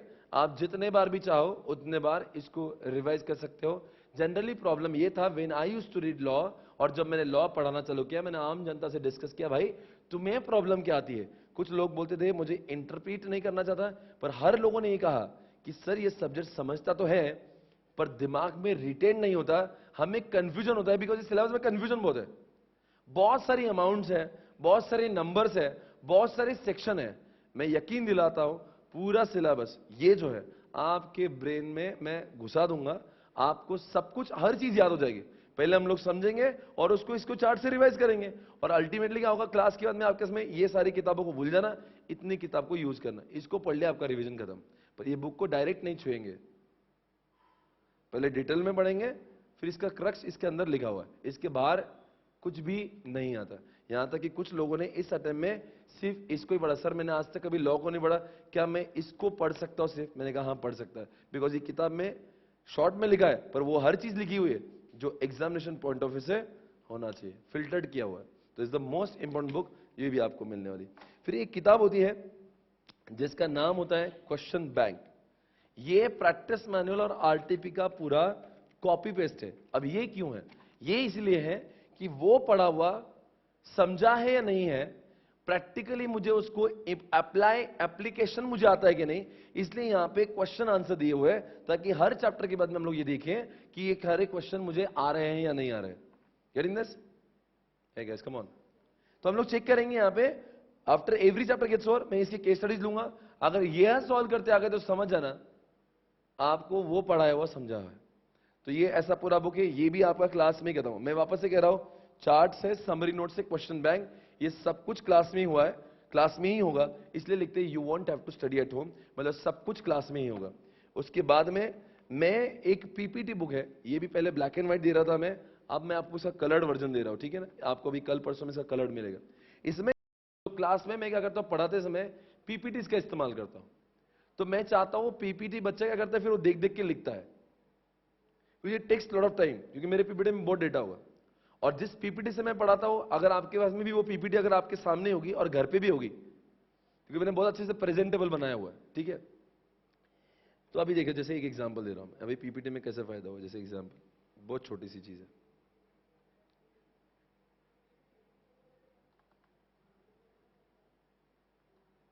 ये यहां पे एक मैं आपको स्लाइड दिखा रहा था, मतलब आपको समझने के लिए वो प्रेजेंटेशन। आज क्या क्या होता है कि हर कॉन्सेप्ट किताब में लिखा होता है, मैं किताब को पढ़कर उसका एक स्लाइड बनाता हूं उसको प्रेजेंट करने के लिए। तो वो जो जिस तरह से वो प्रेजेंटेबल और जिस एनिमेशन यूज किया है उसमें, तो उससे क्या होता है, वो पढ़कर बहुत जल्दी से, मतलब इतना 2 पेज के लाइन बाय लाइन पढ़ने से अच्छा it becomes easier just to, और पूरा 2 पेज एक पीपीटी में समझने के लिए। तो मैंने सोचा एक काम करता हूं, बच्चा फिर क्या करता था, पहले पहले I to take law for 55-60 days. फिर उसमें हुआ क्या, वो क्यों टाइम जा रहा था, पढ़ाने में टाइम कम और लिखने में ज्यादा। फिर मैं पढ़ाता था, फिर बच्चा हर वो पीपीटी, सर रुको मुझे पीपीटी ड्रॉ करना है। फिर मुझे बताओ उसमें तो कुछ वो उसमें वो मेहनत हो रही है और अननेसरी सबका टाइम वेस्ट। तो आई थॉट मैं क्लास के नंबर ऑफ डेज को कम करता हूं by giving this book number 6। तो मैंने क्या किया, वो सारे पीपीटी जो मेरे पास में है उसको कलर फॉर्मेट में मैं आपको दूंगा, ताकि आपको क्लास में ज्यादा लिखने की नहीं, ज्यादा समझने की जरूरत पड़े। लिखवाने का काम कौन सा, समरी नोट में लिखवाऊंगा ना मैं, पर ये प्रेजेंटेशन को ड्रॉ करने की जरूरत क्या, जब अच्छे से मैं आपको दे सकता हूं। और कलर्ड है तो आपको एग्जैक्ट उसी कलर में आपको मिलेगा, तो it will be very easy for you to understand. अगर मान लो आप घर पे जाना है और सर ने वो पीपीटी यूज की थी, मुझे देखना है, तो आप वो पेज पे देख सकते हो। ये सारी चीजें जो मैं पढ़ा रहा हूं आपके सामने ही होगी। Everybody got it? तो अब बताओ, ये तो सिर्फ किसके बुक है, कॉर्पोरेट क्यों है? तो अलाइड लॉ का भी मेन बुक है, उसकी भी समरी नोट है, उसका भी क्वेश्चन बैंक है, उसका भी चार्ट है और उसका भी पीपीटी बुक है। मतलब दोनों के 5-5 किताब है, समझ में आया? मेन बुक, उसकी समरी, समरी होगी, उसके चार्ट्स होंगे, चार्ट्स होंगे, उसे क्वेश्चन बैंक तो करना ही पड़ेगा, और जो क्लास में मैं पीपीटी यूज कर रहा हूं वो भी तो देना पड़ेगा। मतलब कॉर्पोरेट लॉ के 5 वॉल्यूम, बोलो ना, और अलाइड लॉ के, पर कभी कभी आपको वॉल्यूम कम दिखेंगे, जैसे मैंने जो वॉल्यूम नंबर 6 है उसको कंबाइंड किया हुआ है, और अलाइड लॉ का जो मेन बुक है उसके चार्ट्स कंबाइंड किए, तो ऐसे वो 5 और 5 10 के बदले आपको 8 किताबें मिलेगी, है ना, इतनी किताबें। तो बुक जो है, मेरे बुक के अलावा आपको मार्केट से कोई भी किताब लेकर पढ़ने की जरूरत नहीं है। इसके बाहर एग्जामिनेशन में कोई नहीं आएगा आपको। कि क्यों बता रहा हूं, क्योंकि बच्चा क्या बोलता है, सर आपकी क्लास तो खत्म कर लिया, अब मैं क्या करूं? कुछ नहीं करना, जो चार्ट की बुक है ना उससे जितने बार रिवाइज कर सकता है उतने बार रिवाइज करना, बहुत आगे जाएगा, एग्जामिनेशन पक्का आएगा। ओके, तो I will see you after break guys, thank you very much. Break के बाद में फिर मिलेंगे, टेक केयर।